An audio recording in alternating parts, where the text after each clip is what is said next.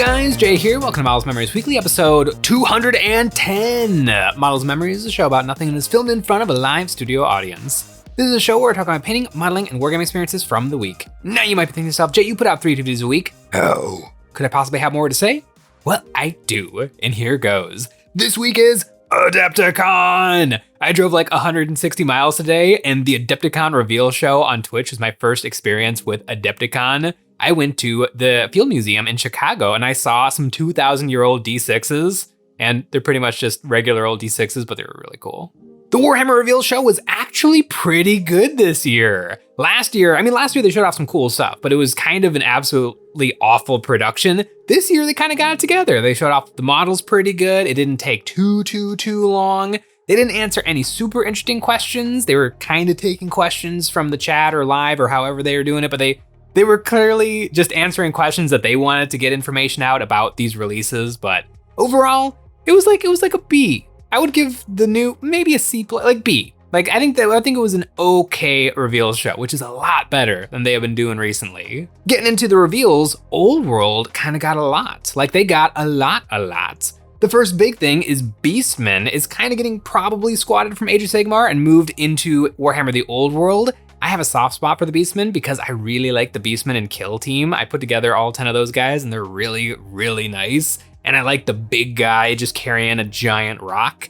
And the Wood Elves are coming to Warhammer The Old World, so Scott the Miniature Maniac is gonna be very excited. But the big exciting thing is a brand spanking new faction. I did not think that Old World was gonna get any new factions, but they got a faction from Warhammer Total War 3. I know Sean was making some very excited noises when these guys got revealed. It's Kathy. I'm very familiar with Kathy. I used to have a landlady named Kathy. Shout out Kathy. That's all I could hear when I was watching the reveal. They said Kathy every 30 seconds, and yeah, that's all I could think about in my brain. But these guys are actually really, really neat. And it's gonna be hilarious that these guys, these like beautiful brand spanking new miniatures, are gonna be next to your Orc Boar Riders from 1999. It's gonna be some weird juxtaposition there, but I'll accept it if it means that there's new interesting miniatures.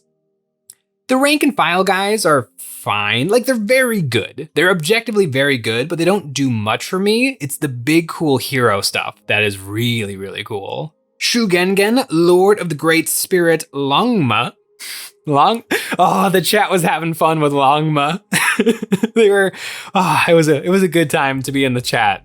This is a really, really cool dragon with a little rider on top of it. And the reason that I like this dragon is because it's a dragon plus. Like the Age of Sigmar Stormcast dragons, they're good, solid dragons, but they don't do anything extra. This is kind of like a China-inspired dragon, and it's a little bit of a wyvern. It has the wrong number of limbs to be a wyvern, but that's kind of the vibe that I get from it. It's a little bit horse, a little bit dragon, a little bit deer, because it's got antlers. I like that the wings seem to conform to the parameters of the base, so it's not going to be an incredibly obnoxious model to play with. I just think it's really, really nice. And the Sky Lantern. The Sky Lantern is absolutely phenomenal. All of the beautiful freehanding on this had better be decals that come in the box because it looks so good on the miniature, and I'm not freehanding that. No one's freehanding that. It better be a decal because it's so good. It feels like it needs that, and so it better come in the box. This is such an incredible miniature. It's so interesting and neat. Little sniper guys hanging out in the balloon. It's got these little wings hanging off the side, the giant lantern on top.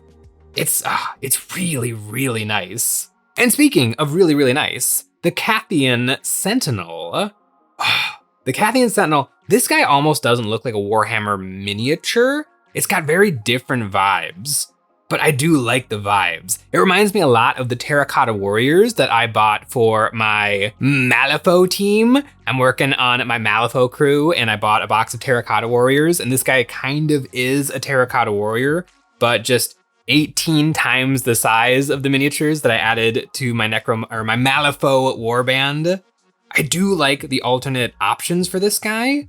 Like, I think it's just a really, really well done kit. And in the reveal show, they showed off some of the different poses and some of the different options, and they did a really good job of having this giant guy, if you buy multiples of him, of them being different. That's one of the really big problems with the giants in Age of Sigmar. They're cool, but they're all they're all left foot forward or right foot forward, or they all have the exact same kind of legs, body, and head. You get a little bit of posability with the arms, but that's not enough. If I'm gonna have an army of just 5 dudes, I need them to be really, really different dudes. I remember I was playing at a Spearhead tournament, and I was looking over at the Age of Sigmar tables, and one guy had a beautiful Giants army that was all 3D printed proxies of some busty gals, but printed out big enough to be giants. And it was, that army was getting a lot of attention. It was actually really cool. It has nothing to do with these guys. These guys are just really, really cool miniatures. But I don't know, they make me think of how do you properly do giants in a miniature war game? And I think having good posability is a really important factor so that you don't just buy one and you're like, I'm done. I did it, I painted it, it looks the way it's gonna look. I don't wanna add more because it's just gonna be the exact same experience again. But speaking of experiences, Maojing the Storm Dragon. This is 2 miniatures, but this is one singular character, a lot like Marathi, who can be empowered into her giant demon form. This is a lady who can turn into a giant dragon. This model also got a lot of attention on stream. It's really, really nice. It also kind of weirdly doesn't feel Games Workshop-y, but I think that's just probably because Games Workshop doesn't do a lot of China-inspired anything. And so it just feels very different. It reminds me a little bit of the old Dark Elf dragons, but this guy, especially the paint job, purple is not a color that Games Workshop uses very often. And so it feels very magical and very different. And I like the armor. Games Workshop, I keep going back to the Age of Sigmar dragons. The Age of Sigmar dragons are fine. They have a little bit of chest armor and they have a little bit of wrist armor. This dragon actually looks like it has some proper dragon that is perfectly made for it, or for her. And I feel like it looks really, really nice. And I wonder, how often am I gonna see this model and the little whiskers have snapped off? Those look really, really fragile. Although they confirmed on stream that these are all plastic kits. That there's a classic thing with the Old World where we see big, beautiful miniatures. Forge World. Actually, it's kind of more of a thing with 30K than it is with Old World. They're trying to get rid of the Forge World resin stuff from the Games Workshop catalog. And although my beautiful Tantaluses went to Legends, overall, I appreciate them not doing resin because Games Workshop is really bad at resin. Those are all the things that they showed off for Warhammer The Old World, and they didn't really show that much off for Age of Sigmar, but they did show the really important stuff for my Age of Sigmar. I love Spearhead. I love Spearhead so much. I played a game yesterday. I played a bunch of games this weekend. Spearhead, Fire and Jade is the greatest thing ever. There's more Spearhead. Games Workshop's actually just gonna make Spearhead their best game probably. They're just gonna keep making it awesome with an expansion. Sand and Bone. Oh, I am really, really pumped for this. It seems really obvious that they would do this, but Games Workshop doesn't generally make the best decisions, so I didn't really see it coming. But it's a new board. And the board in Spearhead is really, really important. It's the first thing that you do in the game. You roll to see who's going first and who's picking everything. And that actually gives the person going second a little bit of an advantage. Going first is really, really good, but going second does mean that you get to kind of tilt the game in your favor by having the twist deck that you want and the board and the objective layout that you want. And so it does do a good job of giving a catch-up mechanic to the player going second. And this is all new, new cards, new boards, new objectives. I'm really, really excited to give these a try. It's gonna be, when we play Spearhead now, there's gonna be 2 dice rolls at the beginning of the game. Are we playing on Fire and Jade, or are we playing on Bones and Bones? Sand and Bones. And then once we know that, then we'll probably roll for go first. Or maybe at that point, maybe we'll almost have to roll for which board we're playing on before we decide on which faction that we're gonna play. I don't know, it depends on how different the 2 different boards play. Cause I don't wanna play my ogres. My ogres secretly, I think, like the green side, even though they're a destruction faction and they should like the evil side. I think I actually do perform a little bit better on the green side, but maybe one of the Sand and Bone sides is gonna be the place where my giants get to exist. And speaking of my giants, my ogres, not the giants, Sean plays the giants, and they're very swingy, but they're not as bad as people say. Games Workshop is doing some new spearheads. And what's great about Spearhead, compared to Warhammer 40,000 Combat Patrol, is that when a new Spearhead comes out, the old Spearhead still sticks around, like you can even still buy it, which is fantastic. With 40k and the Combat Patrols, typically when a new codex comes out, we get a very lackluster Combat Patrol that replaces a very good Combat Patrol that used to exist. With Spearhead, these are just new ways to play the armies that we're already playing, which is kind of perfect because some of my buddies picked Spearheads that I kind of really wanted to have. Like Sean has the Boner Boys, the Ossiarch Bone Reapers. I kind of wanted that Spearhead, but now there's another Ossiarch Boner Boys Spearhead, and so I get to have that one. It's 9 really big, tough dudes. I like big dudes. Like, that's my jam, and so I'm really excited for this new Spearhead. Spearhead is just the greatest thing ever, but there was a little bit of 40k. There wasn't a ton of 40k, but there was a little bit of 40k. Kill Team is kind of 40k-y because all of these things are eventually going to come to big proper 40k. Obviously, the Tyranid side of this box, by the way, it's Tyranid versus Adeptus Mechanicus. The Tyranid are definitely going to make their way into 40k. I'm not super sure. I would assume that the Adeptus Mechanicus side is going to come to 40k, but it'll probably be kind of a weird unit that no one takes anyway. Protect the Great Gun from Tyranid Invasion in Kill Team Typhon. It is the Adeptus Mechanicus versus the Tyranids. At long last, the Tyranid get a kill team. They sort of had an index kill team from way back when Games Workshop first refreshed Kill Team, but it wasn't super great. I'm a little annoyed that it's getting usurped now by this new box because I actually bought a bunch of retro models to build that kill team, and I might still just do it because now I have the models and it would be neat. But these guys are Raveners. Now, what's really annoying is that these Raveners are gonna come in a set of 5. I own 2 3-man squads of Raveners because that's how you used to buy them. And so now I have either 2 extras. I don't know, hopefully it'll be a 3 or you can reinforce it to 5, but I'm sure it's gonna be 5 and you can reinforce it to 10. Why did they add 2 more Raveners? I guess because Raveners are pretty good. I feel like a 5-man squad of Raveners is really, really strong.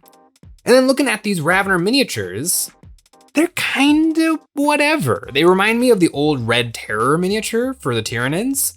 They're okay, like there's nothing wrong with them. I like their little kind of wimpier looking bodies because they do look a little bit more like they could tunnel under the ground, like the Graboids in the Tremors movies, which is one of my favorite movie series. Not the newest movies, but the old, like the trilogy, the quadrilogy, because the 4th one might be the best one. I mean, obviously the first one's the best one, and then 2's pretty good, made for TV. 3rd one also made for TV, I think, and it was pretty bad, but then the 4th one is really good, and I'm getting off track. The Raveners are okay. I think my main issue with these Raveners is the heads, and probably those heads will just be the Kill Team upgrade frame to make them a little bit more unique operatives as opposed to just 5 identical monsters, but I like the Tyranid being identical monsters because in my mind, the Tyranid are the robot faction for 40k and the Necrons are the alien faction for 40k. And so I like the idea of Tyranids not being animals so much as just an answer to a problem. The Tyranid literally inventing something to serve a purpose. And as soon as that purpose is done, that unit is no longer necessary and just hops back into a digestion pool and is reabsorbed into the biomass of the fleet. These guys are okay. Moving on to the Adeptus Mechanicus side, we got a returning legend, the Techno Archaeologist. This mini, I believe, is from Blackstone Fortress, and he's pretty cool, but the Servitor Underseer is a really, really fun miniature. He's got like a big ball back or shoulders that I really, really dig, and he leads a whole bunch of servitors. Servitors are something that have always existed in the game of Warhammer 40,000, and Games Workshop has been slowly getting rid of them. I think you can still take servitors in Imperial Guard and Space Marines. You used to really want to, at like launch of 10th edition, it was really good to have really, really small, really cheap units to do actions and stand on objectives, but they kind of bumped the price up and you can't physically buy the models, so people were kind of dropping them from their lists. Now we get servitors back.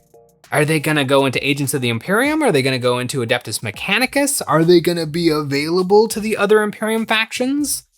I don't know, but I do enjoy a good servitor. And I think it would be really cool to just replace any of your existing miniatures with servitors and kind of use them as a little extra spice, a little extra storytelling of what's going on. Like you could have a Cadian shock trooper squad, and then you could have a servitor just carrying humongous boxes of like ammunition and gear, and he could just replace one of your normal Cadians. That would be a really, really cool look. Kill Team Typhon is looking pretty snazzy, but Warhammer 40,000 is not the only thing that is getting some new miniatures. There are other games out there, and one of those games is Infinity. I have been going hard on Infinity. I have got a little bit of Pano built and painted. I'm continuing to work on my Pano army because I found out that I can actually paint them to the quality that I like relatively quickly.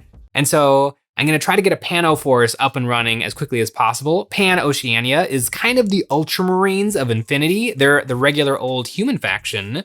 But, well, all of Infinity is humans, except for the aliens. There are aliens in Infinity, and they're really, really cool. There's a lot of really, really cool, interesting lore in Infinity, and a lot of that lore is coming in with some of the new models that they are coming out with. New in April, coming to pre-order, is some Yu Jing miniatures. Yu Jing is the China faction for Infinity, and it's kind of fun that these guys are coming out now, and Games Workshop just showed off their China faction. And so I think that Infinity kind of beat them to the punch. And so it seems like Games Workshop might be stealing a little bit from Infinity.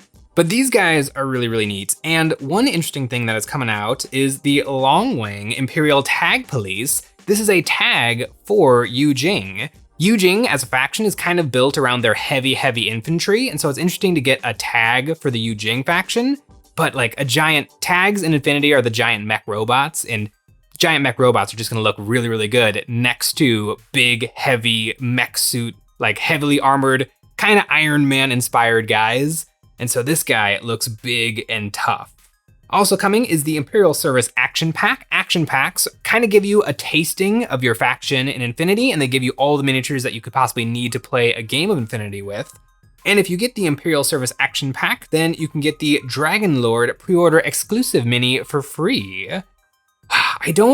I'm not planning on going hard into Yu Jing, although I keep saying that and I keep adding to my Infinity roster. I'm doing Pano. Like Pano is on the painting desk. I'm getting models done.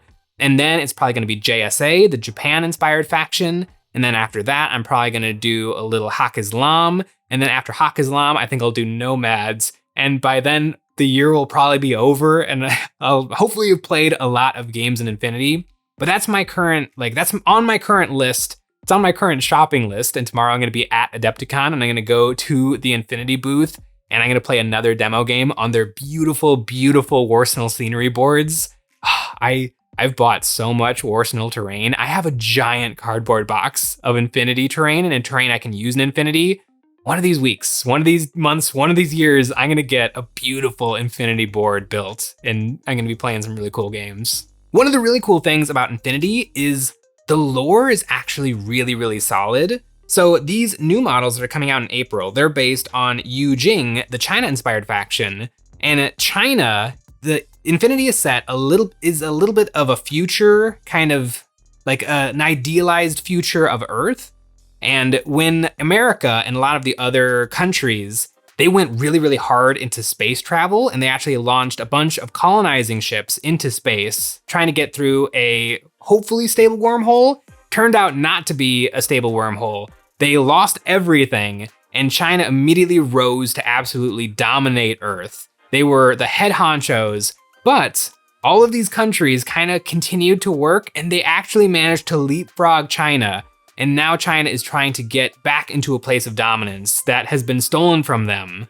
And this kind of leads to a little bit of the conflict in between the different factions, but I do like how real the Infinity lore is. 40K, there's a lot of hand waving and a lot of big epicness, but with Infinity, you kind of can get down into the nitty gritty of exactly what is happening and why does my guy want to do anything to someone else's guy. And there's not just shooting, there's also hacking, there's healing. There's a lot. Infinity is very, very neat.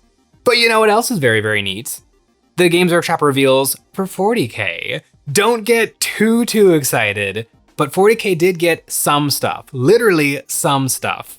For 40k this year, we've kind of been getting 1 or 2 new units for each army that's getting a codex, and Games Workshop is keeping that tradition alive and well. We got a whole bunch of model reveals that are just one new dude. Grey Knights didn't even get that.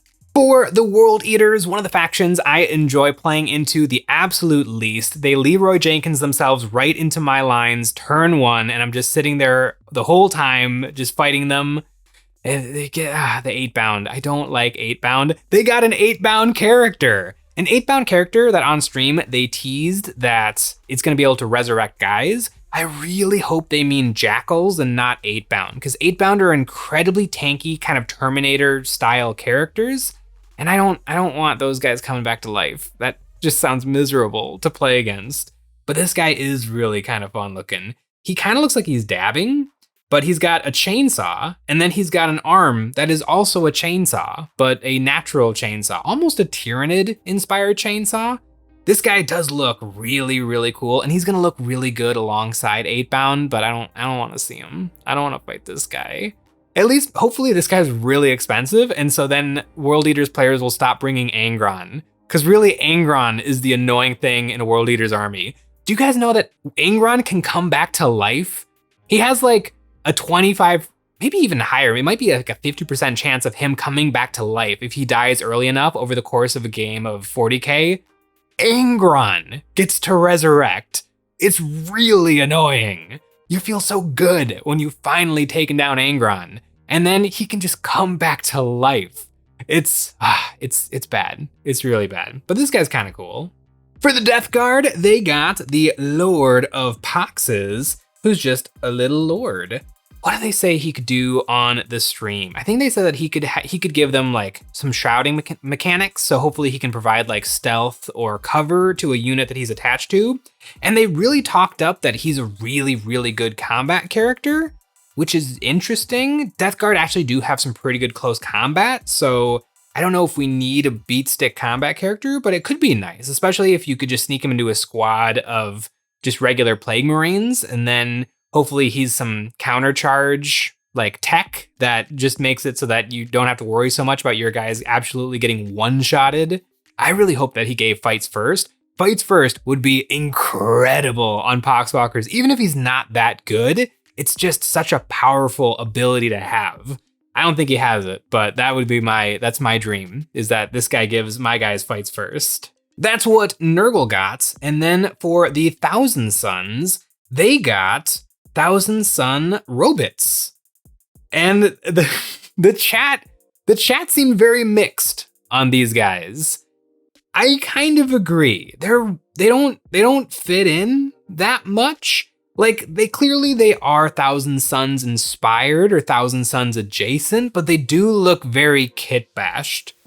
Like, if somebody whipped up these as kit bashes, I'd be like, gold star, thumbs up, these guys look great. But as the official models from Games Workshop, I don't know. I mean, they're in the exact pose of RoboCop, which is something. They got missiles, they got little shooty melta-guns or maybe flamethrowers. The Thousand Suns and their flamethrowers. A 10 brick of Rubric Marines with flamethrowers dropping into my backline turn 1 every single time is so infuriating. And supposedly these guys are gonna have free Overwatch, which seems cracked. I'm not looking forward to that either, but they're okay. They're okay, and I think not painted in bone white would help these guys a lot. Those were all of the Chaos things shown off for the 3 new Chaos books, completing the Chaos quadrilogy of 4 new codexes. There's like fancy limited edition codexes coming out. Don't buy them. It's just a waste of money. Just get the models or find the rules for free online. The Year of Chaos has led to a lot of things for Slaanesh and 1 new thing each for the other Chaos gods. But they were not the only things to get some new models. Grey Knights didn't manage to get a new model. They got an upgrade sprue for the big baby carrier. And that's fine, like they needed that. Although people have been doing a really good job kit bashing their generals into the giant mech suits. And so it would have been nicer to maybe get a range refresh or at least a new miniature. But they got an upgrade sprue that's probably gonna make the baby carrier a lot more expensive. The Grandmaster and Nemesis armor is really cool, and it's really cool that you can have an incredibly powerful hero. It feels very fitting for the Grey Knights, but hopefully it's a blister that you can purchase and upgrade your guys with so that you can maybe just add it to an existing suit that you have in your army, or it doesn't super inflate the cost of one of these big baby carriers, but I don't know, it might. That's all the Grey Knights get. One more, 10th edition, we're going with the old plastic models, maybe 11th edition is when Grey Knights are finally gonna get a range refresh. You might have expected that Grey Knights were gonna get a range refresh, but no, someone needed it a whole lot more than the Grey Knights, and that is the Space Wolves. Said nobody but Space Wolves players. I think the new miniatures do look pretty cool, and it's exciting that they exist, but Space Wolves kind of had it made in the shade. They already have some of the most data sheets of any Space Marine Legion, and they get some more. They get the Blood Claws, which is essentially just intercessors, but Space Wolvesy intercessors. And this kit actually looks pretty sick. I kind of wish this was just the regular intercessor box because it comes with everybody can have a bolt gun or everyone can have a chainsaw. You can actually take stuff on the sergeant like lightning claws or a plasma pistol. Sneakily, there are some Mark 6 and Mark 7 helmets in this kit, which is fantastic to see. It's not just the Mark 10 Gravis Armor helmet, or not Gravis Armor helmet, Mark 10 Tacticus helmet. Like, these guys are awesome. They're just a little bit wolfy enough that I feel like it would be tricky to kit bash and customize these guys into a more vanilla squad of intercessors. Maybe I could do it though. There's just a couple of these guys have like wolfy things on them. I might have to give it a try because I love intercessors and I love assault marines, and obviously I love Black Templar Crusaders. And this could give me some really cool poses for those guys. And I just love a beaky helmet. Space Wolves also get the Wolfguard Head Takers. This is a really, really weird unit. It's Space Wolves Blade Guard veterans. Like, they just are Blade Guard veterans. They have a power weapon and a storm shield.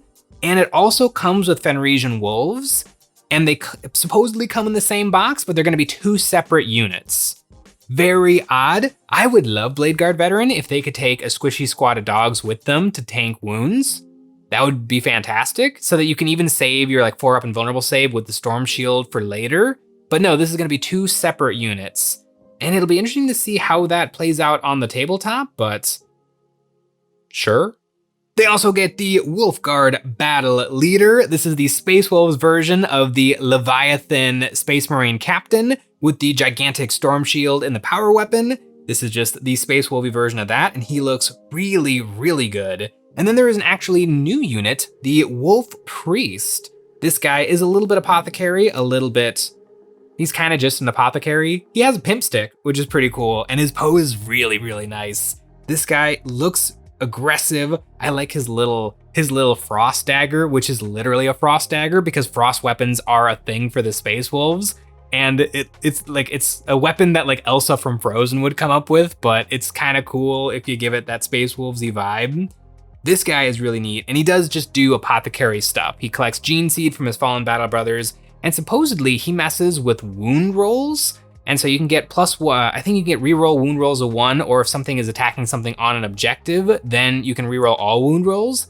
That is extremely powerful, so it'll be really interesting to see what types of units this guy is gonna be able to attach to. If I had to guess, he's only gonna be attached to those intercessors, like intercessor style characters, because if you could give that to like a Blade Guard veteran squad, that would be brutal. But you know what else is brutal? That's right, EonsOfBattle.com. EonsOfBattle.com is the place to find our merch like the Nick and Jay dice, and is the best way to support us doing what we do with a membership. Each month, members will get a credit that they can use on our new monthly terrain packs or any previous pack we have ever made. For the month of March, we are completing our The Fall Battlefield series with Battlefield Support, a set of terrain focused around filling in a war zone with all the infrastructure necessary for a proper battlefield. This set includes gothically bedazzled tank traps for protection, modular bridges for creating hills and ramps, blown out shell craters for infantry to take cover in, armored carrier buses for transporting weapons and ammunition to and from the front lines, and pallets of all the supplies a growing campaign needs. In addition to the STLs, we have a selection of these pieces available physically from EonsOfBattle.com printed for you. This pack of terrain perfectly complements the fall buildings and the fall guns and is the perfect way to add those finishing touches to make a battlefield look real. Overall, with the Adepticon Reveals show, I am really, really pumped for Age of Sigmar Spearhead. Oh, I'm super excited for Age of Sigmar Spearhead. I am currently going to be at Adepticon, and I'm gonna try to hit every single other YouTuber, and I'm gonna try to get them all to play Spearhead with me. I'm really excited for Bones in the Sand. Not an amazing name, but I'm fine with it because I'm really excited to get those new boards to play on. Hopefully Games Workshop is quick with releasing these things because I need them. And if any of you guys are planning to be at Adepticon, come try to find me. It'll be hard because I'm really short. You'll have to kind of scan below the general eye line of the crowd, but I'll be there.